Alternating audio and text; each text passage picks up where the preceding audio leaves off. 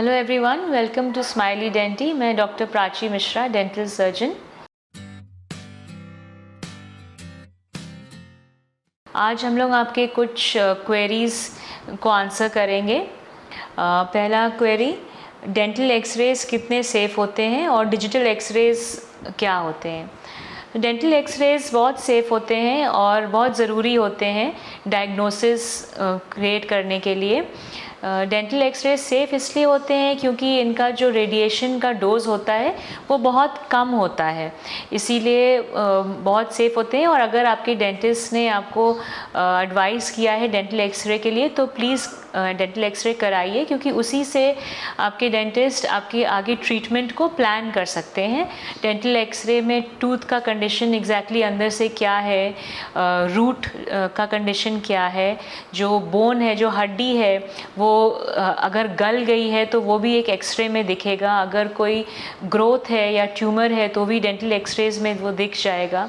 इसीलिए किस तरीके की फिलिंग करनी है, क्या उनको फिलिंग करनी है कि उनको रूट कैनाल ट्रीटमेंट करना है या कोई और तरीके का ट्रीटमेंट करना है, ये तभी पता चलेगा आपके डेंटिस्ट को जब वो एक एक्सरे लेंगे। इसीलिए आप इसको बिना डरे डेंटल एक्सरेज करवा सकते हैं। अगला क्वेश्चन ये है कि अगर हमारा दांत एक्सीडेंट में गिर जाता है, टूट जाता है, तो हमें क्या करना चाहिए उसी समय। तो अगर आपका दांत किसी एक्सीडेंट में आप गिरते हैं और अगर आपका दांत नॉकआउट होता है, टूट के हाथ में आ जाता है, अगर पूरा दांत हाथ में आ जाता है, अगर टूट के फ्रैक्चर हो जाता है तब तो आप कुछ नहीं कर सकते। अगर पूरा दांत आपके हाथ में आ जाता है तो आप इमीडिएटली अपने डेंटिस्ट के पास जाइए। और वो जो आपका टाइम गैप है जब तक आप डेंटिस्ट के पास पहुंचते हैं तब तक आपको क्या करना चाहिए। तो इसमें पहले तो अगर बच्चा है तो बच्चे का दांत है तो आप ये समझिए कि क्या वो दूध का दांत है कि परमानेंट दांत है। अगर दूध का दांत है तो आप कुछ मत करिए। अगर वो परमानेंट दांत है तो आप उसको अपने डेंटिस्ट के पास लेके जा सकते हैं और वो वापस उसको फिक्स कर सकता है आपके मुंह के अंदर।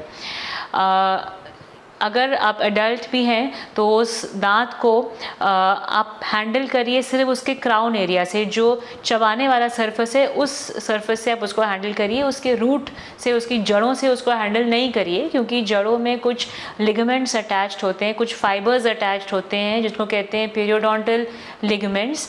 ये दांत के हीलिंग के लिए बहुत ज़रूरी होते हैं, तो इनको हमें नहीं छेड़ना है।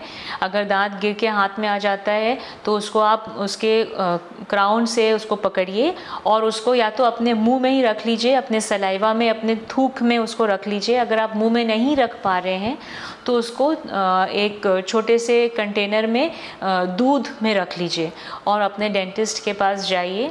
आपके डेंटिस्ट उसको पहले साफ़ करेंगे, रूट कैनाल ट्रीटमेंट करेंगे उसमें, और उसको आपके ओरल कैविटी में पहले आपके दांत के सॉकेट को क्लीन करके उसमें प्लेस करेंगे दांत को, और फिर उसको स्टेबलाइज कर देंगे।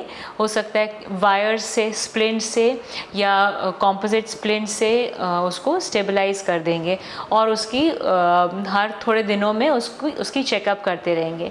तो इसका प्रोग्नोसिस डिपेंड करता है कि आप कितनी जल्दी अपने डेंटिस्ट के पास पहुंचते हैं, किस कंडीशन में पहुंचते हैं, बाकी कितना, अगर जो नर्व और ब्लड वेसल्स जो डैमेज होते हैं वो तो हम लोग वापस से नहीं उसको ठीक कर सकते, बट काफ़ी हद तक उसकी प्रोग्नोसिस ठीक हो सकती है। क्या आप जानते हैं कि गैस्ट्रो से रिलेटेड इतनी सारी प्रॉब्लम्स होती हैं जिनका डायरेक्ट असर हम लोग के ओरल और डेंटल केयर पे होता है।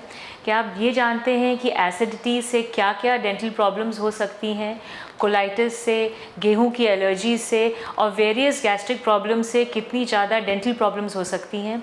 इन सब क्वेश्चंस के आंसर्स जानने के लिए अगले एपिसोड्स को देखते रहिए, जिनमें सिटी के जाने माने गैस्ट्रोएंटेरोलॉजिस्ट डॉक्टर पीयूष मिश्रा हम लोग के साथ जुड़ेंगे और आपके ये सब क्वेरीज़ को आंसर करेंगे। Keep watching smiley dainty.